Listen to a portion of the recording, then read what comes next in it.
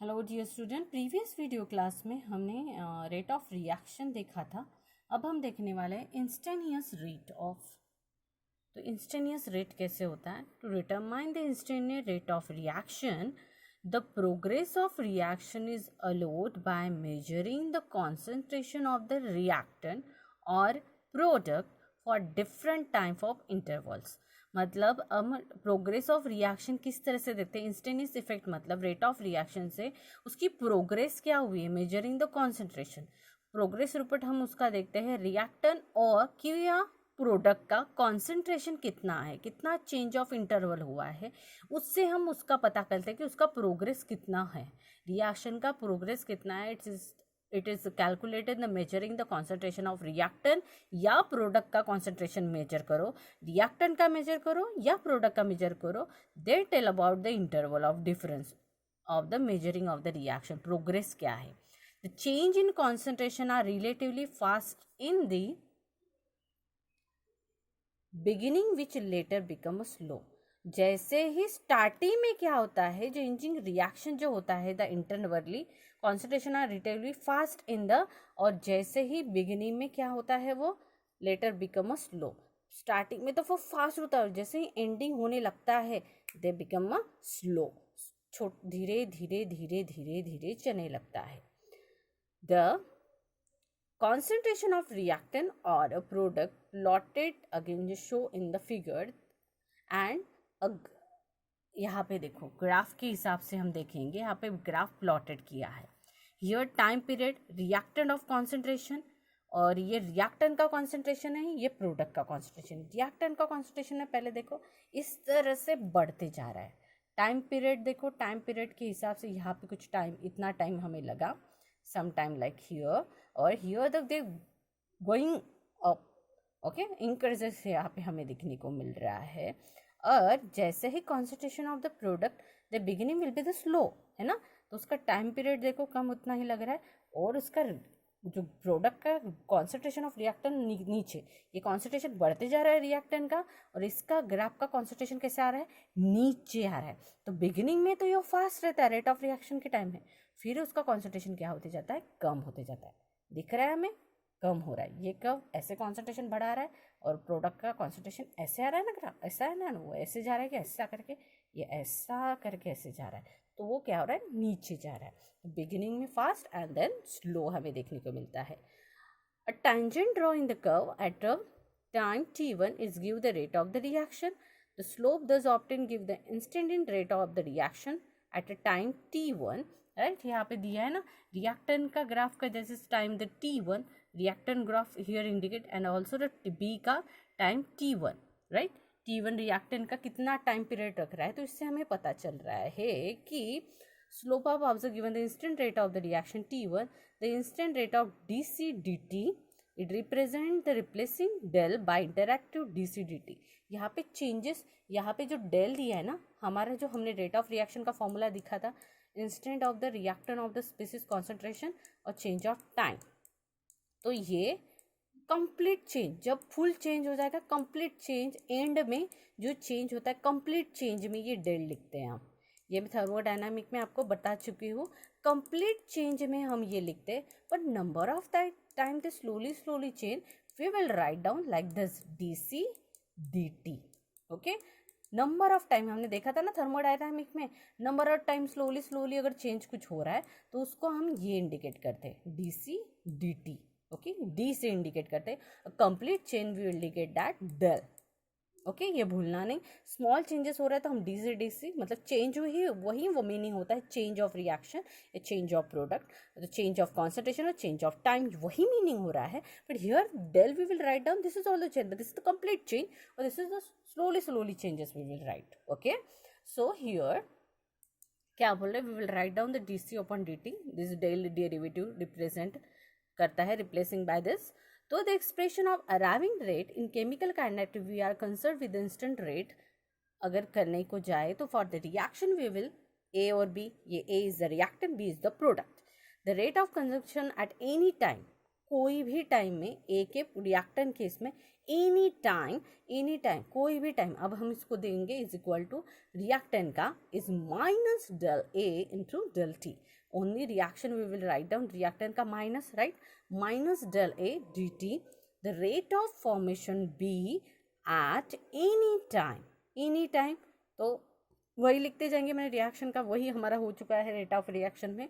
तो D B into changes of, sorry यहाँ पे इन्होंने डी कर दिया है, डेल नहीं, यहाँ पे करेंगे हम डी टी. ये बाय प्रिंटिंग मिस्टेक होगी, यहाँ पे डी टी चाहिए. तो rate of reaction at a time के हिसाब से T is equal to minus del A D T is equal to D B D T.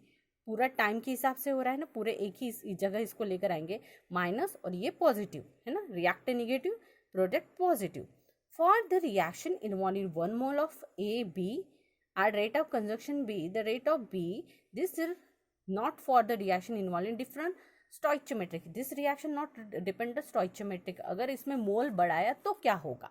अगर प्रोडक्ट 2 मोल फॉर्म हो रहा है और रिएक्टेंट के वक्त 3 मोल रिएक्ट हो रहा है, और मतलब A B, अगर ये एक ही रिएक्शन है ओनली A और B, तो यहाँ पे प्लस माइनस लिखते हैं, पर यहाँ पे अब मोल इन्वॉल्व हुआ है, गैसेस ऑफ मोल. तो यहाँ पे 3 मोल ऑफ ए 3 और प्रोडक्ट हमें मिला 2 मोल. तो उस टाइम पे कैसे लिखेंगे? When 1 mole of A consume 3 mole of B. 1 mole किसके साथ कंज्यूम हो रहा है, किसके साथ बॉन्डिंग में आ रहा है? 3 मोल ऑफ बी के साथ बॉन्डिंग में आ रहा है. तो उसी तरह से जैसे H2 मॉलिक्यूल और ऑक्सीजन मॉलिक्यूल, 2 मॉलिक्यूल ऑक्सीजन के साथ तभी जाके वाटर मॉलिक्यूल है ना. इसी तरह से बोलते हैं ना हम H2 को कि 2 मॉलिक्यूल, हम इसको ऐसे भी लिखते हैं ट्वाइस H प्लस ऑक्सीजन. तो ऑक्सीजन का 1 मोल 2 हाइड्रोजन के साथ रिएक्ट होने के बाद the formation of the H2O, right, यही बनता है ना, the formation of like this H2O, यही बनता है. तो यही 2 मोल ऑफ ऑक्सीजन के हाइड्रोजन के कंज्यूम विद किसके साथ? ऑक्सीजन के साथ. तो वैसे ही यहाँ पे 1 मोल ऑफ ऑक्सीजन, यहाँ पे कुछ नहीं, मतलब क्या है 1 mole of oxygen they consume with the 3 mole of B, they consume and 2 mole of C, मतलब और also they consume product form हो रहा है कितने mole? 2 mole of C form. The stoichiometric configuration of 3 species are different. अगर stoichiometry देखने जाए तो ये 1 है, ये 3 है, ये 2 है, तो ये पूरी तरह से क्या डिफरेंट है. Thus the rate of consumption of B is the 3 times the rate of consumption of A. मतलब B जो रेट ऑफ कंजप्शन है ये 3 गुना बड़ा है as a consumption of A से, 3 गुना बड़ा. 3 मोल है, ये 1 मोल है, 1 में 3 बार 1 ऐड करेंगे तो 3 मतलब 3 गुना बड़ा हो गया. तो in this likewise 3 times our rate of consumption of A, likewise the rate of formation of C twice the rate of consumption of A. तो 1 ये 3 गुना बड़ा है और ये A के 2 गुना बड़ा है, मतलब 2 गुना बड़ा है, राइट, तभी 2 है, 1 ऐड किया तो 2 गुना. तो for this is rate of consumption C with twice rate of consumption of A we write. अब हम कैसे राइट करेंगे? तो in this reaction minus is in this reaction minus है ना, ये minus D B D T is equal to minus 3 गुना बड़ा है B के माइनस 3A, ये 3 mole DA DT and DC DT, मतलब किसके 2 गुना बड़ा है ना, ये 3 गुना ये बड़ा है B से, और DT DC से ये 2 गुना बड़ा है. तो यहाँ पे हम क्या लिखेंगे? -3 -2. अगर -2 किया तो डेल A डेल T इतना गुना बड़ा मिल जाएगा हमें. तो in del A del T is equal to हम क्या लिखेंगे? 1/3 गुना, किससे 3 गुना बड़ा? डेल B डेल T से, और 1/2 गुना बड़ा, मतलब किससे? ये प्रोडक्ट में है इसलिए यहाँ पे हम प्लस लिखेंगे, और ये रिएक्टेंट में इसलिए हमने यहाँ पे -1/3 लिखा. तो ये 3 गुना बड़ा है. ओके, चलो इसको इसमें लेकर जाते हैं. तो ये 3 गुना बड़ा होने की वजह से यहाँ पे क्या किया हमने? एग्जैक्टली यहाँ पे देखो, कुछ नहीं, चिल्लर है, डरने की जरूरत नहीं है. ओके, ये क्या बोला है? DB कितना बुरा था? 3B है ना वहाँ पे, से रिएक्शन में 3B प्लस A, और प्रोडक्ट क्या फॉर्म हुआ? Twice A. तो ये 2 गुना बड़ा है, तो हम दिखा रहे हैं वहाँ पे कि ट्वाइस A की ये 1/3 जाएगा, ये रिएक्टेंट में होने के वजह से माइनस, प्रोडक्ट में होने की वजह से प्लस साइन. तो 1/3 गुना DA is equal to minus DA की वैल्यू, मतलब रिएक्टेंट में इसलिए हम माइनस लिख रहे हैं ना, ये DA DT is equal to -3 गुना बड़ा किससे? DB DT से, और C किससे? -2 गुना बड़ा, तो 1/2. ओके, डिवाइड में जाएगा 1/2 DC DT. On the rate of reaction in this मतलब dA/dt इज इक्वल टू, हम इसको इस तरह से लिख सकते हैं कि dB/dt on the reaction of rate of reaction dA/dB का दोनों साथ में, तो minus dA/dt is equal to -13 dB/dt। ये रिएक्टेंट का हुआ, ये किसका है, रिएक्टेंट का है। ये हो गया हमारा रिएक्टेंट की रिएक्शन। और प्रोडक्ट की reaction 1/2 dC/dt is equal to क्यों लिखा, यहाँ पे 2 है ना प्रोडक्ट, तो माइनस dA/dt -13 dB/dt, और ये प्लस में रहेगा क्योंकि ये प्रोडक्ट में है, तो 1/2 dC/dt। तो नाउ इसको आगे क्या होगा, ये होने के बाद see here for the integral reaction, अगर हम इंटीग्रल रिएक्शन उसको A mole this is consume of the mole, ये हमें बताता है कि कितने मोल है। Okay, this is tell about the how much mole, ये हमें मोल बता रहा है कितने मोल है ये।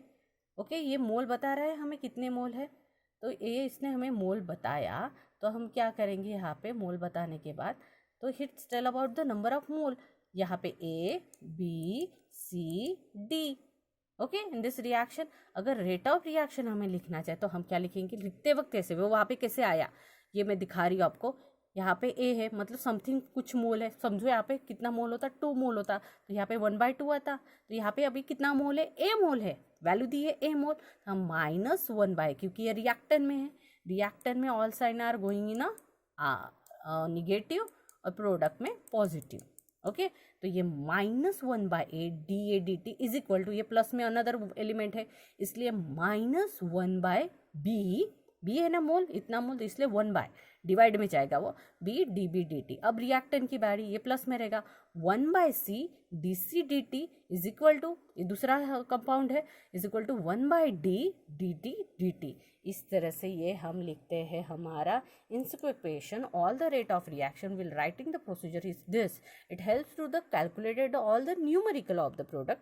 तो ये इस तरह से मदद करता है, नंबर ऑफ मोल हमें इसमें कैलकुलेट करने पड़ते हैं, तो इस तरह से हमें फॉर्मूले में पुटअप करने के हुए ये हमें मदद करे। जब मैं न्यूमेरिकल पढ़ाऊंगी तो आपको ये कन्फ्यूजन दूर हो जाएगा, समझ में आया किस तरह से लिखा गया, reactant always going on a minus और product is always going on a positive, but इसमें भी समथिंग चेंज होता है, ये कैसे चेंज होगा ये हम पढ़ेंगे न्यूमेरिकल में। Understood this?